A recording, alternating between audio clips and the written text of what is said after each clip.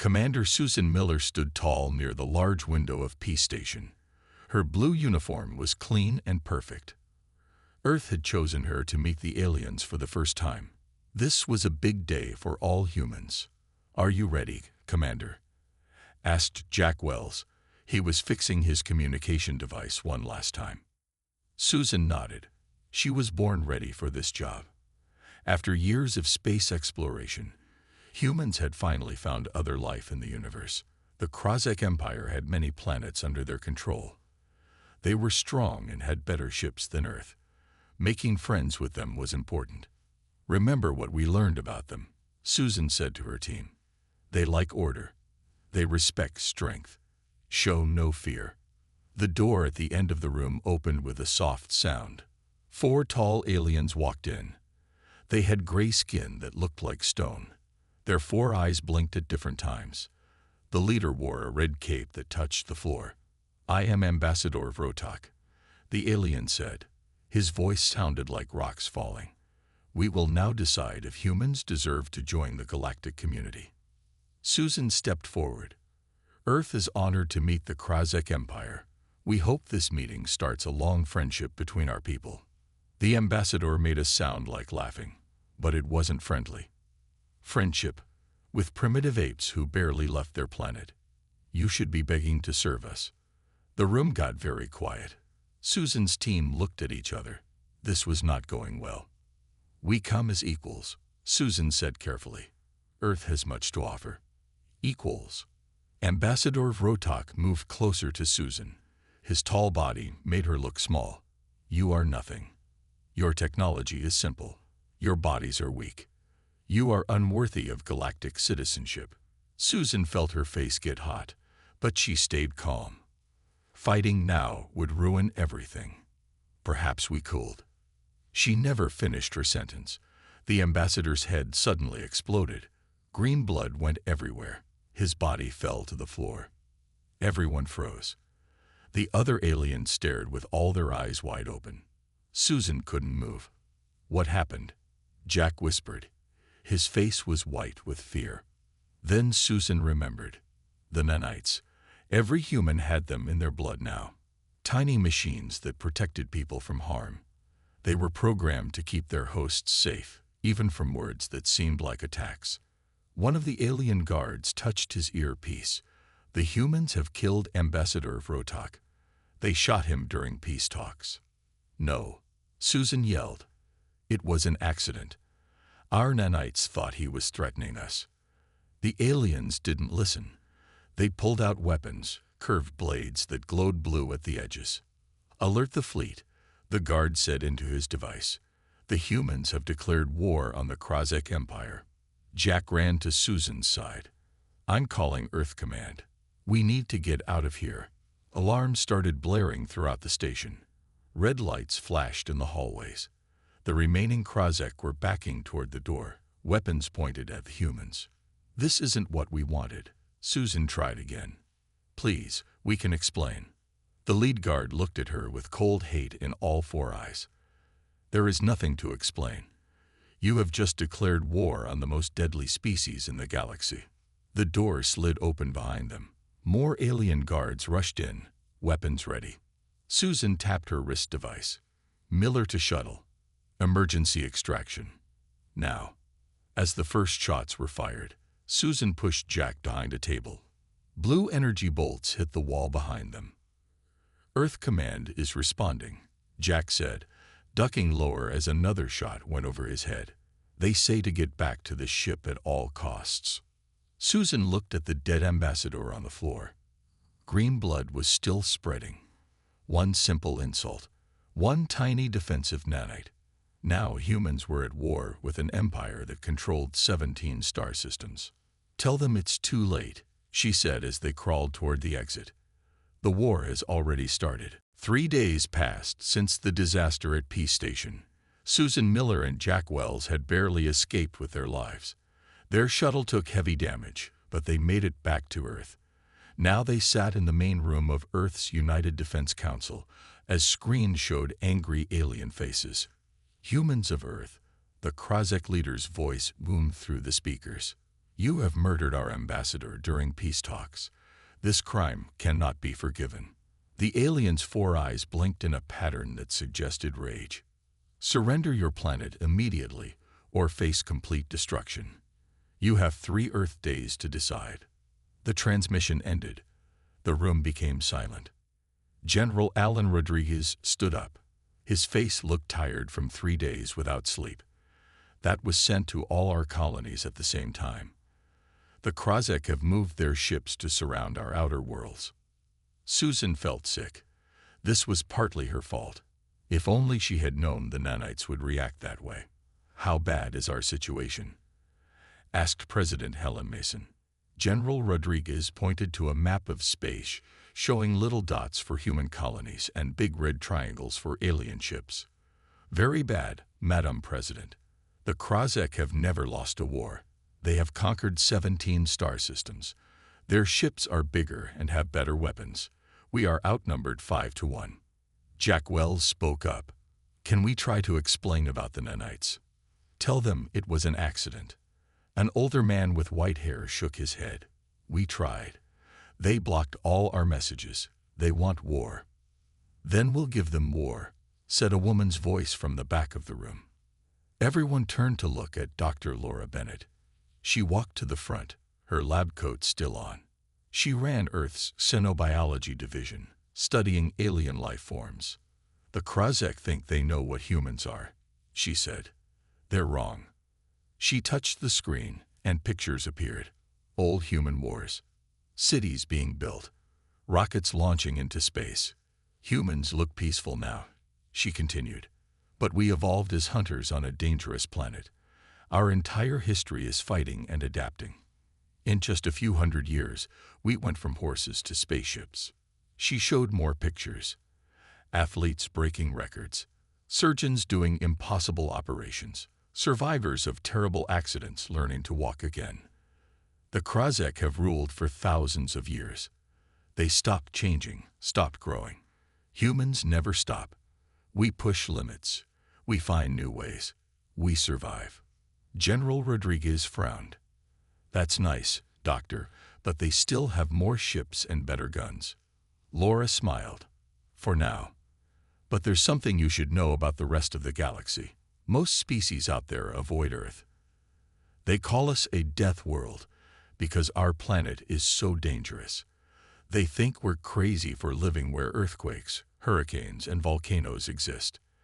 The Krozek don't know this. They've only conquered peaceful species. President Mason stood up. Her eyes had a new fire in them. What are you saying, Doctor? I'm saying the Krozek just made the biggest mistake in their history. They thought we were weak because we offered peace. Now they threatened our children, our homes, our very existence. Laura pointed at the red triangles on the map. They've never fought humans before. They have no idea what they've done. Susan felt a strange chill. She remembered the alien guard's words. You have just declared war on the most deadly species in the galaxy. He was wrong. The Krozek weren't the most deadly species. Humans were. President Mason looked around the room. We will not surrender. Send word to all colonies. Activate the defense plans. Every ship, every weapon, every mind we have, get them ready. She turned to Susan. Commander Miller, I'm promoting you to captain. You'll take our fastest ship back to the front. Show the Krozek what happens when they threaten Earth. As people rushed to follow orders, Susan caught Dr. Bennett's eye. Do you really think we can win? Susan asked quietly. Laura nodded. The Krozek are about to learn why the rest of the galaxy gives Earth a wide berth. The Krozek ships appeared in the sky above New Eden Colony like giant metal birds. Their shadows covered the farmland and the small town. People looked up in fear as the alien ships opened their doors. Soldiers with 4 eyes and stone-gray skin jumped out, holding weapons that glowed blue. Surrender now, their leader shouted through a voice box that made his words sound like rocks falling. This planet now belongs to the Krozek Empire. The people of New Eden were simple farmers and miners. They had no army, no big guns. The aliens thought victory would be easy. They were wrong. Kevin Davis was just a mining engineer. He had strong hands and a quick mind from years of working in the tunnels under New Eden. When the aliens landed, he didn't run away. "Get everyone into the mines," he told his friends. "I have a plan." The aliens marched through empty streets. Where were all the humans? They checked houses and found nothing. Then they heard a noise from the big mine entrance at the edge of town. "The weak creatures are hiding," said the Krasek leader. "Go get them." 20 alien soldiers walked into the dark mine. None came back out. Kevin and his mining team knew every tunnel, every weak spot in the rocks. They used mining explosives to drop cave roofs on the aliens. They flooded tunnels when the enemy was inside. They used mining tools as weapons. The angry Krasek commander sent more soldiers. This time, Kevin's people were ready with homemade bombs made from mining chemicals. The explosions damaged one of the Krasek ships so badly it couldn't fly. "How is this happening?" the alien commander asked his officers. "These are just farmers and miners." On the other side of human space, Captain Susan Miller's new ship, the Defiance, raced to help another colony. They were too late. The small human settlement was burning. But Susan noticed something strange. The aliens only destroyed the buildings, she told her crew. "Where are all the people?" Jack Wells checked his screens. "I'm picking up human life signs in the forest, Captain. Hundreds of them. And they're fighting back." Susan looked closer at the forest. The colonists had set traps for the aliens. They were using the trees as cover. Farm tools had become weapons. The Krasek were falling back to their ships, confused by the fierce resistance. On Earth, everything was changing. Factories that hadn't made weapons in 100 years were working again. Old soldiers taught young people how to fight. Scientists worked day and night to improve Earth's technology. Fleet Admiral Olivia Rice walked through a room full of new ship captains. Most had been cargo pilots or science vessel commanders just weeks ago. Now they would lead Earth's defense. "The Krasek believe they have all the advantages," she told them. "More ships, better weapons, battle experience. But they're missing something important." She showed pictures of the colonies fighting back. Farmers using tractors to push alien ships into mud. Doctors finding ways to heal plasma burns. Children carrying messages between fighters. "Humanity hasn't fought a real war in over a century," Admiral Rice continued. "The Krasek think this makes us weak and soft. They don't understand that peace was our choice, not our nature." A young captain raised her hand. "But Admiral, their ships are still bigger than ours. Their weapons are stronger." Admiral Rice smiled. "Yes, but look what happened on New Eden. A mining engineer with no military training destroyed 2 Krasek cruisers using only mining explosives and creativity." She pointed to the star map showing the fighting across human space, everywhere. The Krasek were meeting unexpected resistance. "The aliens have been winning wars the same way for 1,000 years, she said. "They expect us to fight like they do. But humans adapt. We change. We use whatever we have. And right now, we have a lot of very angry, very creative people ready to defend their homes." In his underground command center on New Eden, Kevin Davis looked at the destroyed alien ships and smiled. The Krasek thought they were attacking helpless farmers. Instead, they had just woken up the most dangerous species in the galaxy. 6 weeks into the war, the Krasek Empire's War Council met on their biggest ship. The alien generals looked upset as they showed pictures of their defeats. "This makes no sense," said war leader Drokan. His stone face showed rare confusion. "These humans should be losing. Their ships are smaller. Their weapons are weaker. Why are they winning?" Another general pointed to a video of a human ship diving between 2 Krasek cruisers. The human ship was hit many times but kept going. It shot small devices onto both cruisers before escaping. Minutes later, the devices exploded, damaging the alien ships badly. "They do not follow proper battle rules," the general complained. "They use tricks and strange attacks we have never seen before. War leader Droken hit the table with his fist. Find a way to beat them. The Empire has never lost a war. We will not start now. Far away on the human ship Defiance, Captain Susan Miller met with her crew. Her ship had been fighting for weeks, and everyone was tired. But they were also proud. The Defiance had destroyed or damaged 7 Krozek ships already. Our next mission is dangerous, Susan told her team. We need to get information about Krozek battle plans. We're going to their communications center in the Rigel system. Jack Wells, now her second in command, looked worried. That's deep in enemy space, Captain. How will we get past their patrols? Susan smiled and introduced a man with glasses and a beard. This is Dr. Peter Jackson. He's an expert on alien cultures, and he's been studying the Krozek. Dr. Jackson showed the crew pictures of Krozek ships and soldiers. They are very organized and follow strict rules, he explained. Every soldier must obey orders exactly. No one makes their own decisions. He pointed to pictures of Krozek battle formations. See how their ships always move the same way. They never change plans during a fight. If something unexpected happens, they get confused. Susan nodded. That's why we're going to do something they'll never expect. Something they think is suicide. 3 days later, the Defiance approached the Rigel system. 5 large Krozek ships spotted them and moved to attack. They've seen us, Jack said. We're outnumbered. Susan pointed to a nearby asteroid field. Take us in there. The crew looked shocked. Asteroid fields were very dangerous. Ships could be smashed by giant rocks moving at high speed. The Krozek will think we're crazy, Susan explained. They'll expect us to die in there. They won't follow. She was right. The human ship dodged between the spinning rocks while the Krozek ships stopped at the edge of the field. Humans are insane, the Krozek commander told his crew. Let the asteroids destroy them for us. But Susan's pilot was skilled. The Defiance moved carefully through the dangers. On the other side, they found the path to the communications center wide open. No Krozek ships were guarding it because they never imagined anyone would come this way. We did it, Jack said with a big smile. We can get the battle plans now.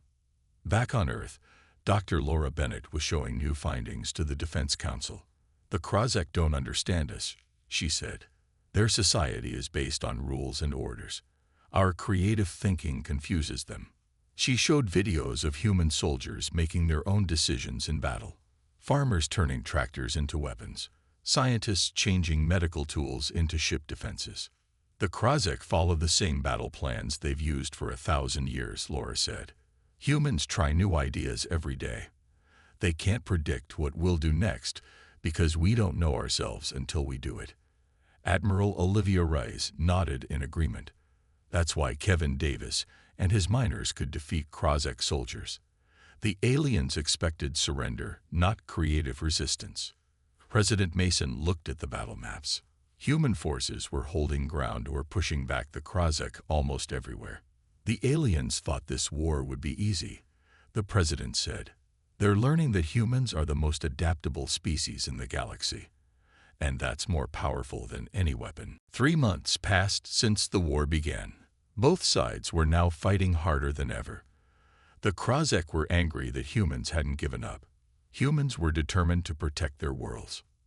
On the colony world Eden Prime, Krozek ships dropped something new from the sky. Green clouds fell on the biggest city. People who breathed the green air got very sick. Biological weapons, said the local doctor as she looked at her patients. The aliens are using germs to attack us. Word reached Earth quickly. President Mason called an emergency meeting. The Krozek are breaking the rules of war, she said. They're attacking our civilians with disease. Dr. Laura Bennett rushed into the room with a datapad. I have good news, she said. Our medical teams on Eden Prime already found a cure. They changed some common medicine to fight the new germs. Everyone is getting better. The Defense Council looked surprised. That was fast, General Rodriguez said. Humans are good at solving new problems, Laura explained. The Krozek thought their weapon would work for weeks before we found a cure. They were wrong. President Mason frowned. We need to respond. Show the aliens we won't accept these attacks. Dr. Bennett smiled. I have a plan for that too. 1 week later, the plan was ready. Earth ships launched special devices toward Krozek worlds. The devices didn't hurt anyone. Instead, they released a computer virus that changed the alien ship navigation systems. When the Krozek tried to attack the human colony on Ta City, their ships flew in the wrong directions. Some crashed into each other. Others jumped to the wrong star systems. The Krozek war leader was furious. How did humans do this? He demanded. Their technology should not be able to affect our ships. His science advisor looked nervous. Humans adapt faster than we thought possible. They take our technology and find weaknesses we never knew existed. Meanwhile, Captain Susan Miller, now commanding a group of 5 ships, met with her officers. The mission to the communication center had been a big success. They now had important information about the Krozek. According to these files, Susan told her team, the Krozek have conquered 17 star systems before meeting us. But look at the details. She showed pictures of the alien races the Krozek had defeated. One looked like walking plants. Another was like giant butterflies. A third was similar to jellyfish floating in air. None of these species evolved as predators, Susan explained. They were peaceful, philosophical races. The Krozek have never fought anyone like humans before. Captain Nicole Carter from Earth Intelligence added more information. The Krozek win wars because most species surrender quickly to save lives. No one has ever really fought back hard until now. Jack Wells looked at the data with surprise. So when they called themselves the most deadly species in the galaxy, they were wrong.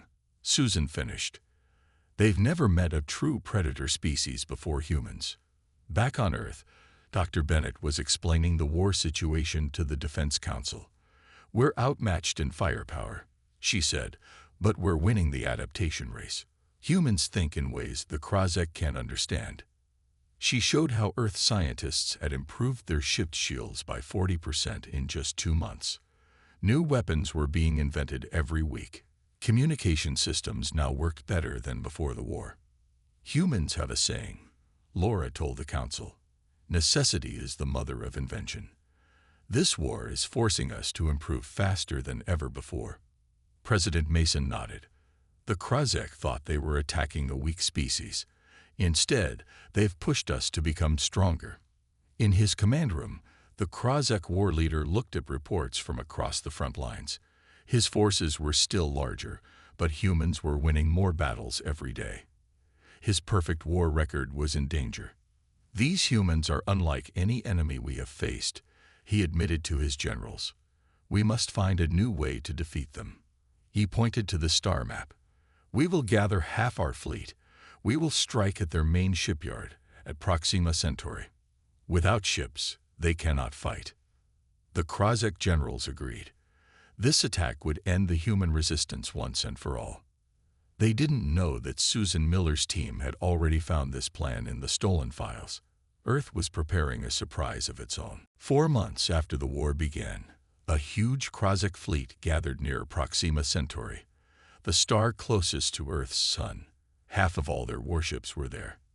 The Krozek war leader, Droken, watched from his command ship as his forces prepared to attack. The human shipyard will be destroyed today, he told his officers. Without it, they cannot build more ships.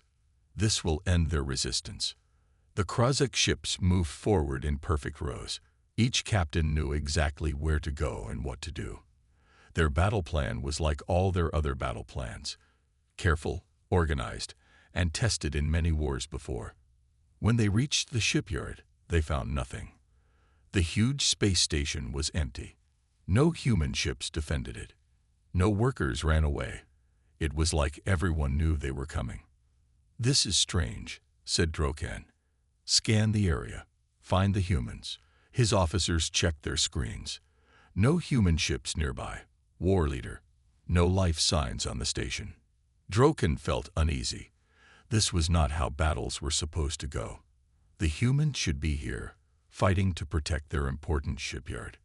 They must be hiding, he decided. Searched the whole system. As the Krozek ships spread out to look for the missing humans, something moved in the asteroid belt that circled the star.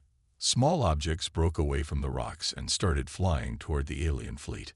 On Earth, Admiral Olivia Rice watched the battle screens. The Krozek took the bait, she said to President Mason. We moved the shipyard workers last week after Captain Miller warned us about their plan. And the trap is ready? Asked the president. Admiral Rice nodded. Kevin Davis and his mining team had a brilliant idea. We've been hiding ships in the asteroid belt. Small, fast ships piloted by miners who know how to move between rocks safely. At Proxima Centauri, Droken finally noticed the small ships coming from the asteroid belt. There were hundreds of them, each one barely big enough for a pilot and weapons. What are these? He asked. They are too small to hurt our warships. Then the first wave of human ships hit the Krozek fleet. They didn't try to shoot the big alien ships. Instead, they attached small devices to the hulls and quickly flew away. They're putting something on our ships, a Krozek officer reported. Should we shoot them down? Of course, shouted Droken. Destroy these insects. But the small human ships were hard to hit. They moved in ways no proper military ship would move, spinning, sliding sideways, using asteroids for cover. The Krozek gunners, trained to hit large targets, missed again and again. Then the devices attached to the alien ships began to work. Some cut through the hull metal. Others fired inside the ships. A few simply exploded. From the lead human ship, Kevin Davis gave orders to his team of miners. Group 3, target their engines. Group 5, go for the command bridges. Remember what we practiced. The miners weren't soldiers, but they knew how to work in dangerous places. They knew how to use explosives carefully. They had practiced for weeks for this moment. Droken watched in horror as his perfect fleet fell into chaos. Ship after ship reported damage. Some lost power, others spun out of control. This is impossible, he shouted. How can mining ships defeat our warships? On her command ship, Admiral Rice sent a message to all human forces. Show them why you don't corner something that evolved to hunt. For 6 terrible hours, the battle raged. The Krozek tried to form proper battle lines, but the small human ships wouldn't cooperate. They attacked from all directions, used tricks no military would teach, and worked together in ways the Krozek couldn't predict. When it was over, 60% of the Krozek fleet was destroyed or damaged beyond repair.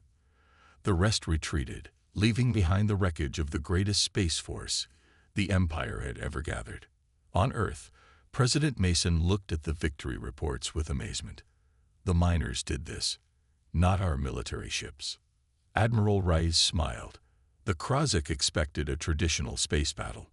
Instead, they got Kevin Davis and 500 angry miners with explosives and nothing to lose. For the first time since the war began, the Krozek Empire was running away. The most deadly species in the galaxy had finally met its match. After the great victory at Proxima Centauri, humans began to push the Krozek back. Earth ships appeared near planets the aliens had taken. The balance of the war was changing. Susan Miller, now an admiral leading the First Fleet, met with Earth's leaders. The room was full of hope for the first time since the war began. The Krozek are running, Susan told them. Their fleet is damaged. Their leaders are fighting among themselves. Now is the time to strike back. President Mason nodded. What do you suggest, Admiral? Susan pointed to the star map. The Krozek expect us to attack their main worlds, to take land like they do. But that's not the best way to win this war. She zoomed in on different parts of the map. Instead, we should target their command centers, their communication hubs, the places they use to control their empire. Greg Wilson, Earth's top computer expert, stepped forward. My team has a plan for that. We've been studying the Krozek networks. They rely on strict orders moving down the chain of command. If we cut those chains, their whole system falls apart. President Mason looked interested. How would we do that? Greg smiled. We don't need to destroy their ships. We just need to confuse them. My hackers can break into their networks and change orders, create false information, and make their commanders doubt everything they hear. The plan was approved. Teams of human-computer experts began their work. They sent fake orders to Krozek ships. They made alien commanders think their own people were attacking them. They cut off communication between Krozek worlds. The Krozek had never seen this kind of warfare before. Their military was built on clear orders and strict obedience. Now officers didn't know which orders were real. Soldiers waited for instructions that never came. On the Krozek homeworld, war leader Drokin faced angry questions from the planet's rulers. How are the humans doing this? Demanded the Krozek supreme leader. They were supposed to be primitive and weak. Drokin had no good answer. They don't fight like any enemy we faced before. They don't try to take territory. They attack our ability to give orders. Our ships are strong, but without clear commands, they sit useless in space. As the Krozek Empire fell into confusion, Admiral Susan Miller led a different kind of mission. Her ships visited worlds the Krozek had conquered in past wars. She met with the alien races forced to serve the Empire. The Krozek are not invincible, she told the leaders of these worlds. Humans have proved that. You can be free again. One alien that looked like a tall blue bird asked her, "Why do you fight this way?" The Krozek fight for land and power. What do humans want? Susan thought about Earth, its colonies, and all the people fighting to protect their homes. The Krozek don't understand us. They thought we would fight like them. For territory and resources, they don't understand that humans fight for freedom, ours and others. Across the galaxy, the conquered species began to rebel. With the Krozek communication systems broken, the aliens saw their chance. Planets that had served the Empire for centuries declared their independence. On Earth, Dr. Laura Bennett showed the Defense Council new information about the Krozek. Their society is falling apart, she explained. Their leaders have never faced failure before. Now they blame each other for losing the war.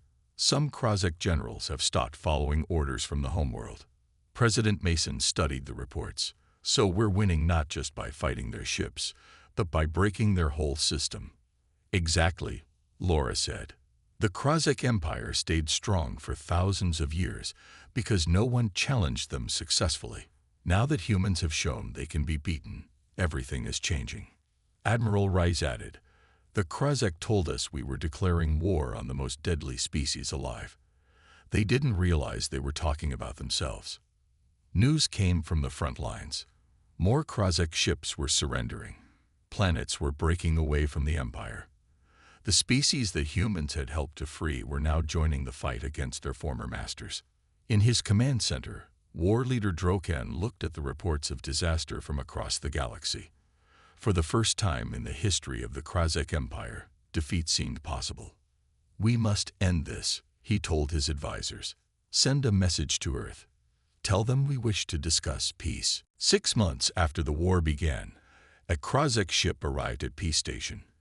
It was the same place where Ambassador Vrotok had died, and the war had started.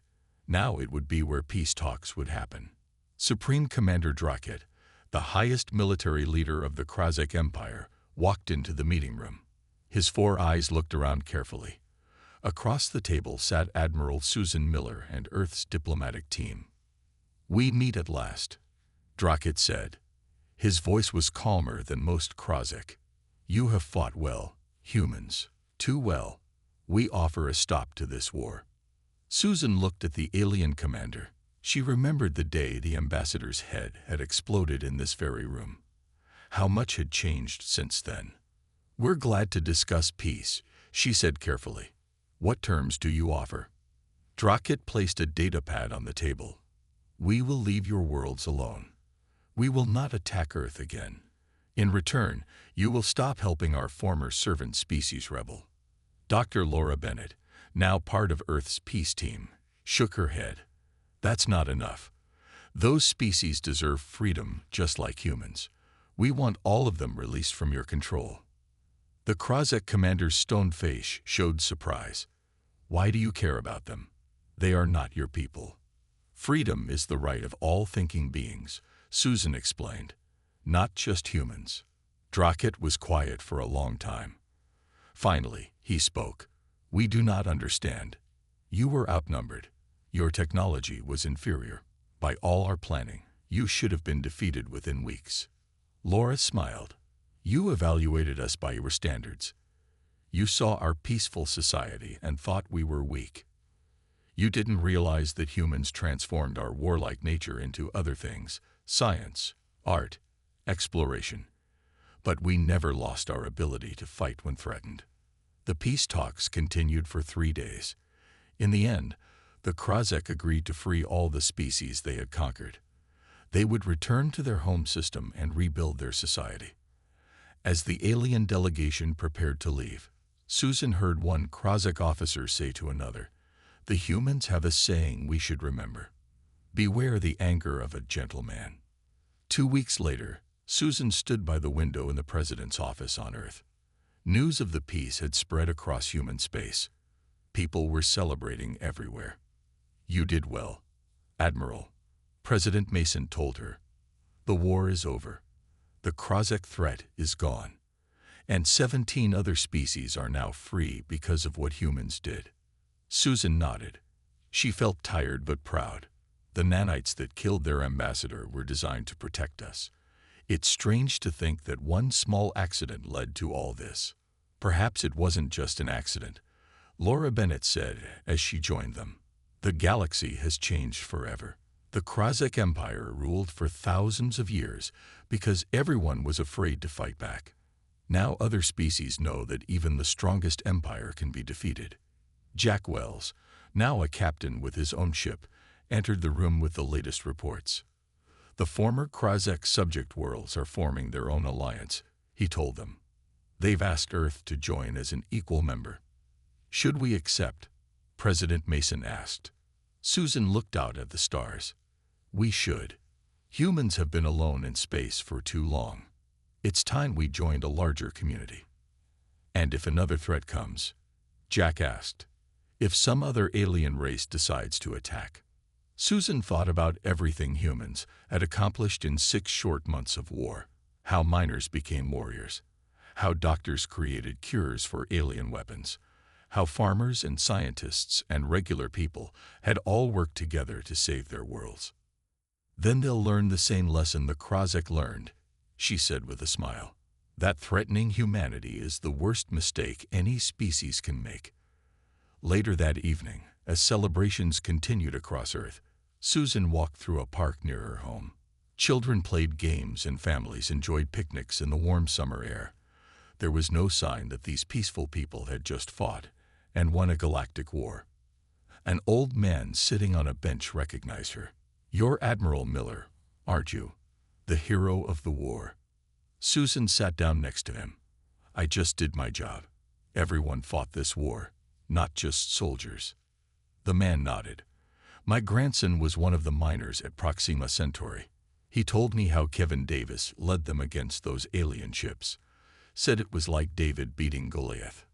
That's a good way to put it. Susan agreed. Do you think the aliens will come back someday? The old man asked. Susan looked up at the stars beginning to appear in the evening sky. She remembered what the Krozek commander had said when he left. We have ruled for thousands of years because no one could stop us. Humans stopped us in 6 months. We will not forget this lesson. No, she told the old man. I don't think they'll be back. And if anyone else out there is thinking about causing trouble, they now know exactly what they'd be getting into. As night fell across Earth, humanity looked to the stars not with fear, but with hope. The war was over. The future was bright. And the galaxy had learned an important truth, that the most dangerous species alive wasn't the one with the biggest ships or the most planets. It was the one that would never, ever give up.